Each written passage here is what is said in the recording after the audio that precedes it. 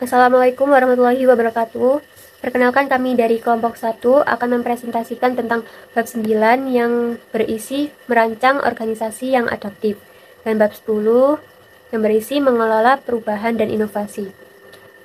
Sebelumnya izinkan kami memperkenalkan diri terlebih dahulu dengan saya sendiri Revina Hoirunisa Ramadina dengan NPM akhir 160.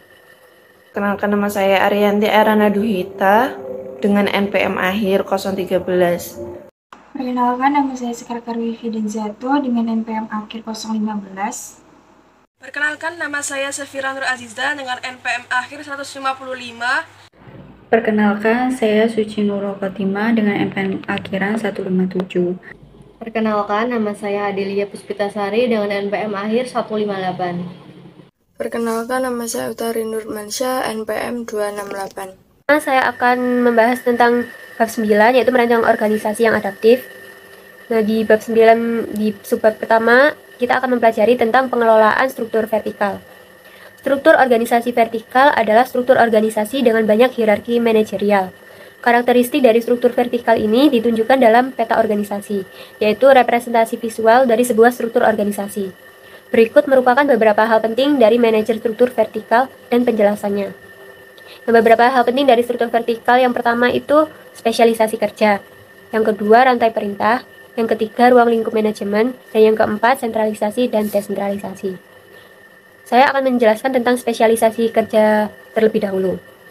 Spesialisasi kerja ini biasa disebut dengan divisi kerja, yaitu kadar yang digunakan untuk membagi-bagi tugas-tugas organisasi menjadi pekerjaan-pekerjaan yang lebih spesifik. Ketika spesialisasi kerja ini dilakukan dalam cakupan yang lebih luas, para pegawai hanya melakukan satu jenis pekerjaan saja. Meskipun spesialisasi kerja ini terbukti bermanfaat, banyak organisasi yang tidak berpegang pada prinsip ini. Pekerjaan yang terlalu dispesialisasi ini akan membuat para pegawai terisolasi dan hanya melakukan satu pekerjaan saja, dan mereka akan cenderung akan merasa bosan. Berikutnya, saya akan menjelaskan tentang rantai perintah.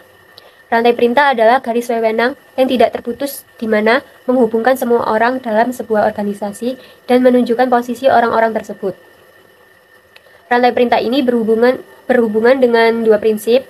Yang pertama, kesatuan perintah, yang berarti bahwa tiap pegawai menjadi tanggung jawab seorang supervisor saja. Dan prinsip skalar merupakan garis wewenang yang ditentukan dengan jelas dalam sebuah organisasi yang mencakup semua pegawai. Wewenang dan tanggung jawab adalah tugas-tugas yang berbeda, haruslah ditentukan dengan sangat jelas. Nah, saya akan menjelaskan apa itu wewenang, tanggung jawab, dan delegasi.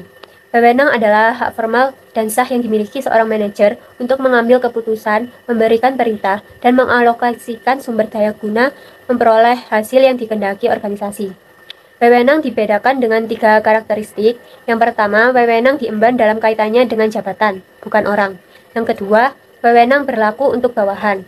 Dan yang ketiga, wewenang berjalan dari atas ke bawah dalam hierarki vertikal.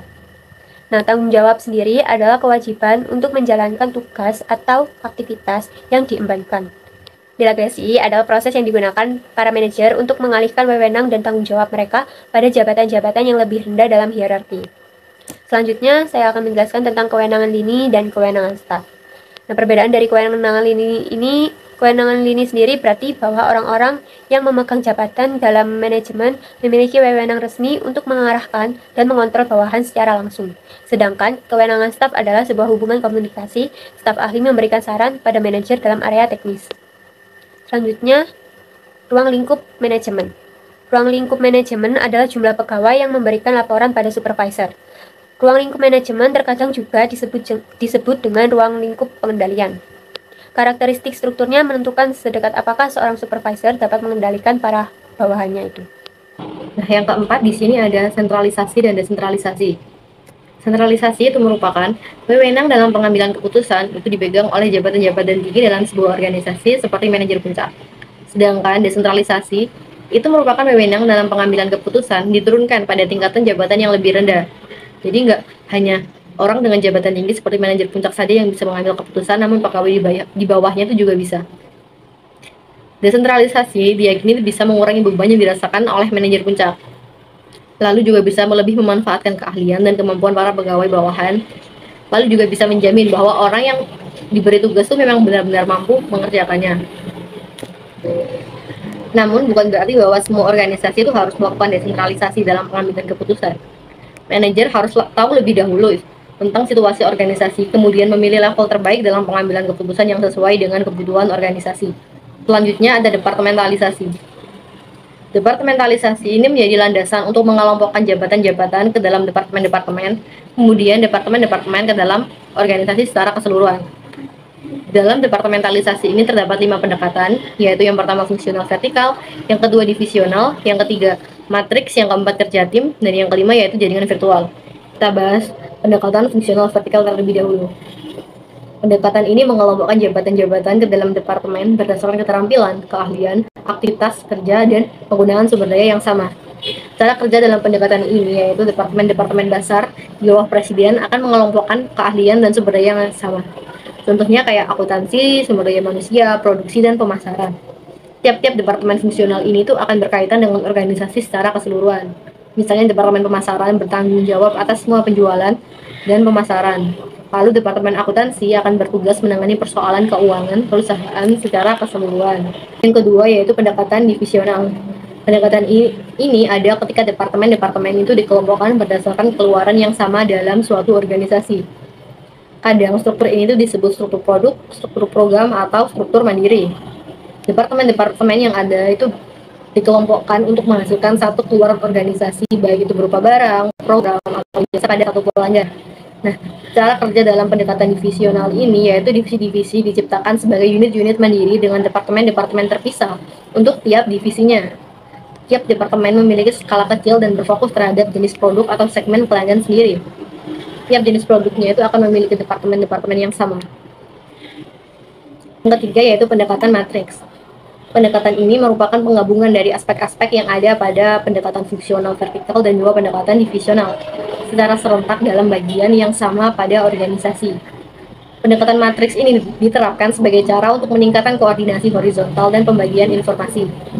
Lalu cara kerja pendekatan ini yaitu garis wewenang rangkap 2 memberikan keunikan pada pendekatan matriks.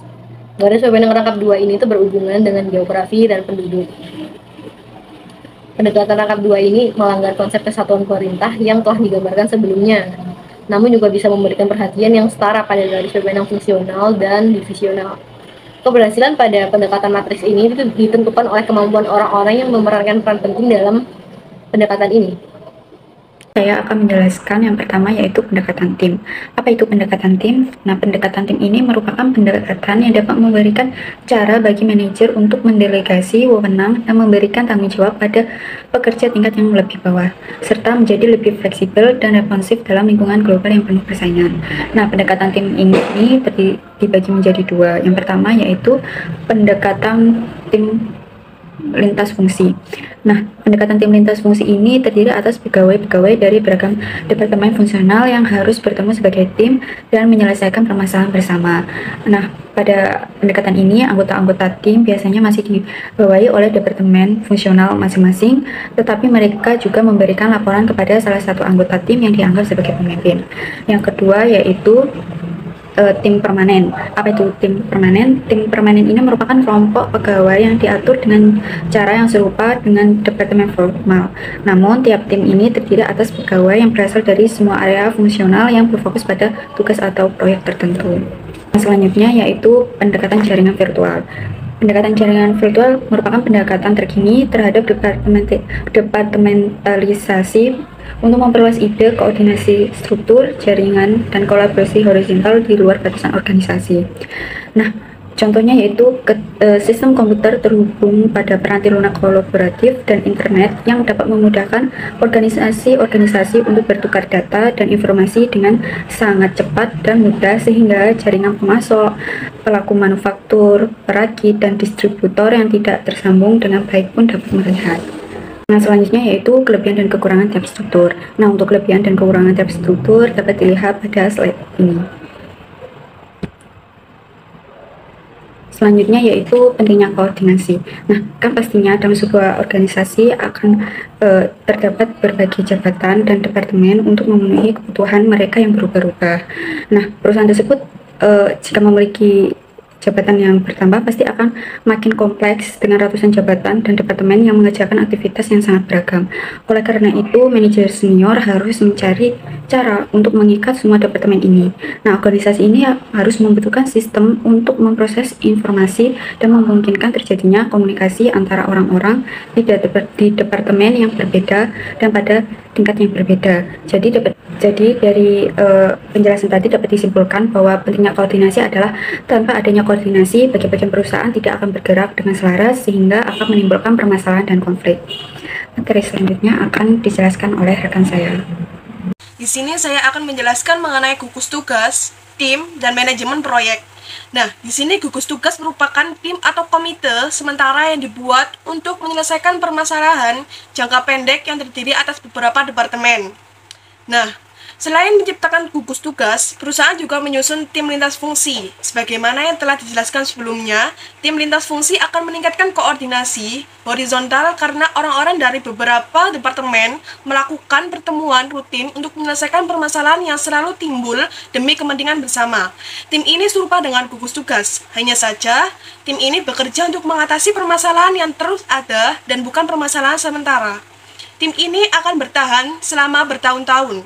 Para anggota tim berpikir dengan pola bekerja sama demi kebaikan bersama daripada demi kebaikan departemen masing-masing. Yang kedua yaitu ada manajemen proyek, yang merupakan orang-orang yang bertanggung jawab untuk mengkoordinasikan aktivitas beberapa departemen untuk menyelesaikan proyek tertentu. Nah, manajemen proyek ini yaitu sebagai fungsi untuk mengatur bagaimana kinerja perusahaan tersebut. Next, selanjutnya ada rekayasa ulang. Disebut rekayasa ulang progres bisnis karena perencanaan ulang progres bisnis yang dilakukan secara radikal untuk mendapatkan peningkatan harga, kualitas, layanan, dan kecepatan. Karena fokus rekayasa ulang adalah terhadap proses daripada fungsi, rekayasa ulang umumnya akan cenderung mengubah struktur vertikal yang kuat menjadi koordinasi horizontal yang lebih kuat serta fleksibilitas yang lebih besar dalam merespons perubahan-perubahan di lingkungan usaha. Rekayasa ulang merupakan pola pikir manajemen dalam menyelesaikan pekerjaan daripada memfokuskan diri terhadap pekerjaan yang dikelola ke dalam departemen. Ia menegaskan proses-proses ini yang melintasi garis horizontal organisasi dan melibatkan tim-tim pegawai yang bekerja untuk memberikan nilai pada pelanggan secara langsung. Oleh karena itu, rekayasa ulang memakan biaya yang besar dan waktu yang banyak, serta penerapannya yang sulit. Rekayasa ulang rasanya paling tepat diterapkan di perusahaan karena menurutnya perusahaan akan benar-benar terprogres dan bisa berjalan dengan baik oleh adanya rekayasa ulang tersebut. Karena di situ, maka perusahaan disarankan untuk menghadapi ancaman persaingan dengan serius yang digunakan sebagai rekayasa ulang. Next, selanjutnya ada struktur. Struktur mengikuti strategi yang dibagi menjadi dua. Yang pertama ada struktur fungsional vertikal, yaitu struktur fungsional sebagai spesialisasi tugas dan rantai perintah yang ketat agar efisiensi dalam penggunaan sumber daya yang langka dapat dicapai. Tetapi, struktur ini tidak memungkinkan organisasi untuk bisa fleksibel atau inovatif. Selanjutnya ada struktur tim horizontal. Di sini, struktur tersebut akan cocok ketika tujuan utama organisasi adalah berinovasi dan ketika berorganisasi tersebut membutuhkan fleksibilitas untuk mengatasi ketidakpastian lingkungan. Tiap tim ini dibentuk menjadi tim yang kecil, lalu bersifat responsif dan terdiri dari orang-orang dan sumber daya yang diperlukan untuk melaksanakan tugasnya. Perbedaannya yaitu struktur horizontal lebih fleksibel, memungkinkan organisasi untuk membagi tugasnya dan membagi dirinya dalam merespons secara cepat terhadap tuntutan lingkungan yang berubah-ubah, tetapi dengan menggunakan sumber daya secara efisien. Begitupun sebaliknya. Di sini saya akan menjelaskan dari bab 10 yaitu tentang mengelola perubahan dan inovasi. Yang pertama ada inovasi dan tempat kerja yang berubah-ubah. Di dunia yang jungkir balik saat ini, mengelola perubahan dan inovasi menjadi sorotan utama. Beberapa pengamat tren bisnis mengatakan bahwa ekonomi mengetahui di akhir tahun 1990-an dan awal 2000-an secara cepat telah diubah menjadi ekonomi kreatif. Perubahan organisasial adalah diadopsinya sebuah ide atau perilaku baru oleh suatu organisasi, sedangkan pendekatan ambidextrous adalah penggabungan struktur dan proses yang sesuai bagi impuls kreatif dan penerapan inovasi yang sistematis. Selanjutnya, mengubah hal-hal tertentu, yaitu produk dan teknologi baru, dibagi menjadi 3, yaitu yang pertama eksplorasi, yang kedua kerjasama, dan yang terakhir adalah kewirausahaan. Eksplorasi adalah tahap di mana ide-ide untuk melahirkan produk dan teknologi baru dilahirkan. Sedangkan kreativitas adalah penciptaan ide cemerlang yang sekiranya memenuhi kebutuhan yang ada atau yang menawarkan peluang-peluang pada organisasi. Sebagian perusahaan menginginkan pegawai-pegawai yang lebih kreatif dan seringkali mencoba memperkerjakan individu-individu yang kreatif. Namun, individu saja hanyalah satu bagian dari seluruh cerita, dan tiap-tiap orang memiliki potensi untuk menjadi kreatif. Manajer adalah orang yang bertanggung jawab dalam menciptakan lingkungan kerja yang memungkinkan berkembangnya sebuah kreativitas. Dan karakteristik organisasi yang kreatif berhubungan dengan karakteristik individu kreatif. Yang kedua ada kerjasama. Aspek penting lainnya dalam berinovasi adalah menyediakan mekanisme bagi koordinasi internal maupun koordinasi eksternal. Ide-ide untuk menciptakan inovasi produk atau teknologi biasanya berasal dari tingkatan-tingkatan bawah di organisasi, dan ide-ide tersebut harus mengalir secara horizontal melintasi departemen-departemen. Koordinasi internal inovasi yang berbuntut pada kesuksesan mengharuskan adanya keahlian dari beberapa departemen sekaligus, dan inovasi yang berbuntut kegagalan seringkali adalah hasil dari kegagalan kerjasama. Next, ada pendekatan untuk sukses berinovasi. Dibagi menjadi 2, yaitu model berkaitan horizontal dan tim siklus cepat. Model keterkaitan horizontal adalah model yang menunjukkan bahwa Departemen Penelitian, Manufaktur, dan Penjualan serta pemasaran yang ada dalam sebuah organisasi secara serentak memberikan kontribusi pada terciptanya produk dan teknologi baru. Sedangkan tim siklus cepat adalah tim multifungsi, terkadang juga multifungsional, yang bekerja dalam jangka waktu yang cukup keras dan dibekali sumber daya serta pemberdayaan tingkat tinggi untuk mencapai proyek pengembangan produk yang dipercepat. Selanjutnya ada kondisi eksternal. Kondisi eksternal adalah sebuah organisasi yang memandang keluar batas organisasinya untuk mencari dan mengembangkan ide-ide baru. Salah satu tren terpanas adalah inovasi terbuka. Sedangkan inovasi terbuka sendiri adalah memperluas pencarian dan pengomersialisasi ide-ide baru di luar batas-batas perusahaan, bahkan di luar batas-batas industri. Yang ketiga dan yang terakhir adalah kewirausahaan. Aspek ketiga dari inovasi produk dan teknologi adalah menciptakan mekanisme untuk memastikan bahwa ide-ide baru bisa diutarakan, diterima, dan diterapkan. Seorang manajer dapat secara langsung memberikan pengaruh apakah kewirausahaan dapat berkembang di organisasinya dengan menunjukkan dukungan aktivitas perusahaan. Di sini saya akan menjelaskan mengenai sebab mengubah orang-orang dan budaya. Perubahan di sini ada 2, yaitu perubahan orang dan perubahan budaya. Perubahan orang sendiri adalah perubahan yang hanya menyangkut beberapa pegawai saja. Misalnya seperti mengirimkan sejumlah manajer menengah untuk mengikuti penelitian dan meningkatkan keahlian kepemimpinan. Kemudian untuk perubahan budaya sendiri, perubahan ini menyangkut keseluruhan organisasi. Contohnya seperti IRS yang mengubah mindset dasarnya yang pada mulanya ia hanya berfokus kepada pemungutan pajak, kemudian beralih menjadi sebuah organisasi yang memberikan informasi, pendidikan, dan pelayanan pada pelanggan. Yang berikutnya adalah pengembangan organisasi. Pengembangan organisasi adalah proses perubahan sistematis dan terencana yang menggunakan pengetahuan dan ilmu perilaku untuk memperbaiki kesehatan dan keefektivitasan organisasi melalui kemampuannya dalam menyesuaikan diri dengan lingkungan. Perkembangan organisasi dapat membantu manajer untuk menyentuh setidaknya 3 masalah, yaitu yang pertama, merger atau akuisisi. Hasil finansial yang mengecewakan yang terjadi dari merger dan akuisisi disebabkan oleh gagalnya eksekutif untuk menentukan apakah gaya administratif dan budaya perusahaan antara kedua perusahaan sesuai atau tidak. Berikutnya ada aktivitas perkembangan organisasi. Di sini ada 3 teknik yang paling sering digunakan dan paling efektif sebagai berikut. Yang pertama, aktivitas pembentukan tim. Pembentukan tim atau team building dapat meningkatkan kepaduan dan keberhasilan kelompok dan tim yang ada di organisasi.